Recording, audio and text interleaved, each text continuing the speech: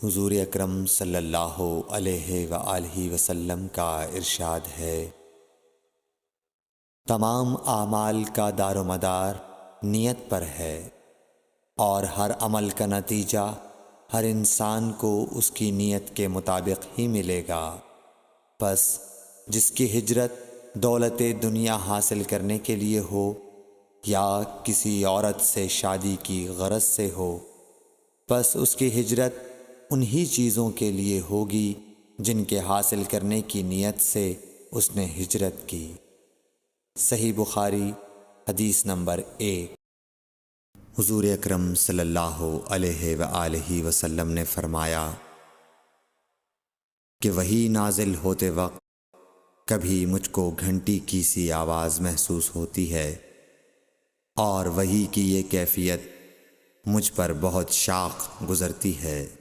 حضور اکرم صلی اللہ علیہ وآلہ وسلم کا ارشاد ہے،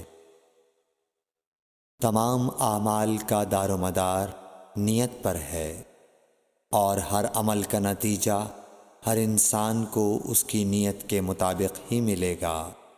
پس جس کی ہجرت دولت دنیا حاصل کرنے کے لیے ہو یا کسی عورت سے شادی کی غرض سے ہو، پس اس کی ہجرت انہی چیزوں کے لیے ہوگی جن کے حاصل کرنے کی نیت سے اس نے ہجرت کی۔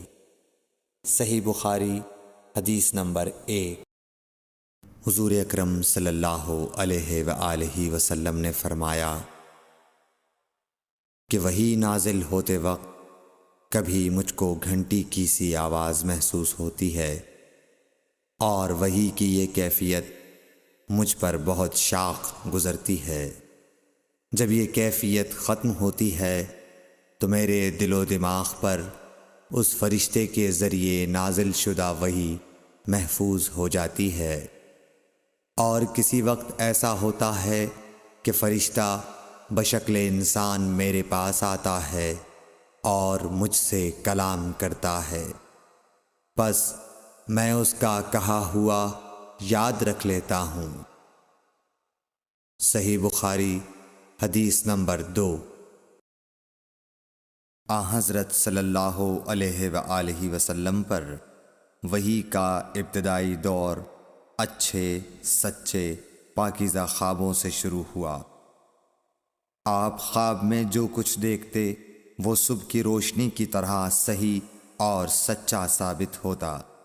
پھر من جانب قدرت آپ تنہائی پسند ہو گئے، اور آپ نے غار حرا میں خلوت نشینی اختیار فرمائی، اور کئی دن اور رات وہاں مسلسل عبادت اور یاد الہی و ذکر میں مشغول رہنے لگے۔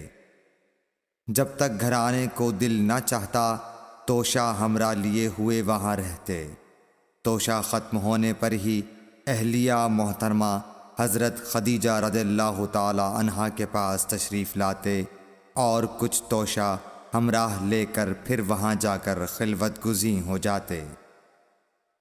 یہی طریقہ جاری رہا یہاں تک کہ آپ پر حق منکشف ہو گیا، اور آپ غار حرا ہی میں قیام پذیر تھے کہ اچانک حضرت جبرائیل علیہ السلام آپ کے پاس حاضر ہوئے اور کہنے لگے کہ اے محمد پڑھو۔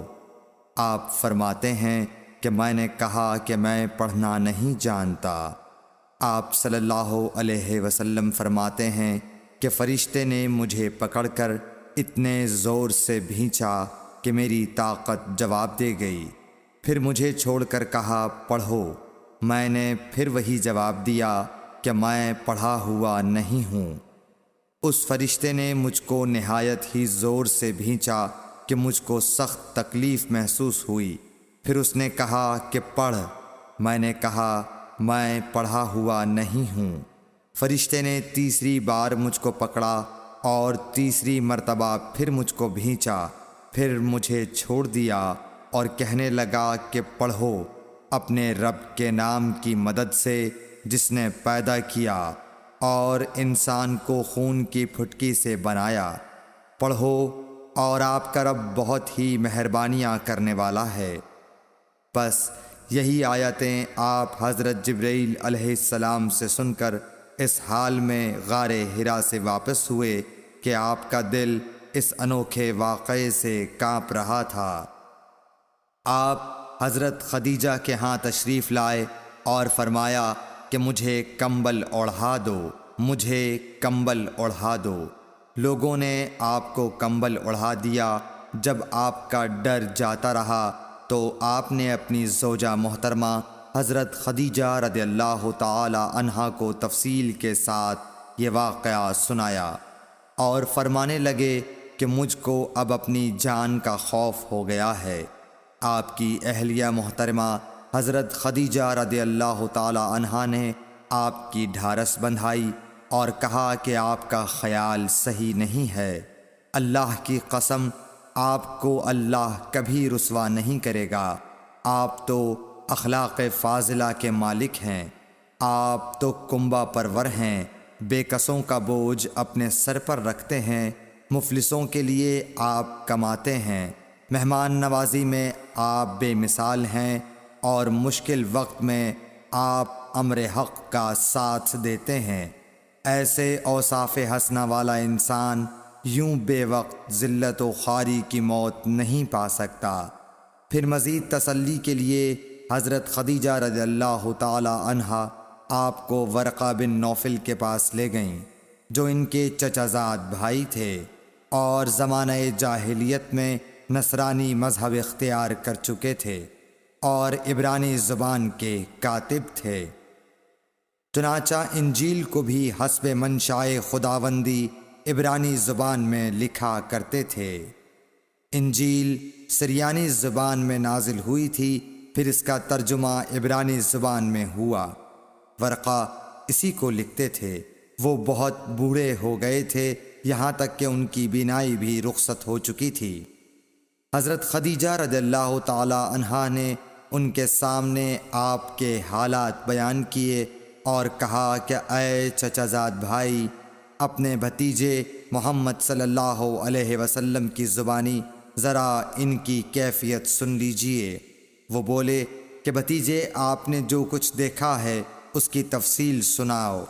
چنانچہ آپ صلی اللہ علیہ وآلہ وسلم نے از اول تا آخر پورا واقعہ سنایا، جسے سن کر ورقہ بے اختیار ہو کر بول اٹھے کہ یہ تو وہی ناموس معزز رازدان فرشتہ ہے جسے اللہ نے حضرت موسیٰ علیہ السلام پر وحی دے کر بھیجا تھا۔ کاش میں آپ کے اس عہد نبوت کے شروع ہونے پر جوان عمر ہوتا، کاش میں اس وقت تک زندہ رہتا جب کہ آپ کی قوم آپ کو اس شہر سے نکال دے گی۔ رسول کریم صلی اللہ علیہ وآلہ وسلم نے یہ سن کر تعجب سے پوچھا کہ کیا وہ لوگ مجھ کو نکال دیں گے، حالانکہ میں تو ان میں صادق و امین و مقبول ہوں۔ ورقہ بولا، ہاں یہ سب کچھ سچ ہے، مگر جو شخص بھی آپ کی طرح امر حق لے کر آیا لوگ اس کے دشمن ہی ہو گئے ہیں۔ اگر مجھے آپ کی نبوت کا وہ زمانہ مل جائے تو میں آپ کی پوری مدد کروں گا۔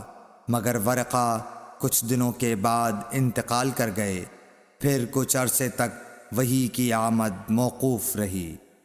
صحیح بخاری حدیث نمبر 3۔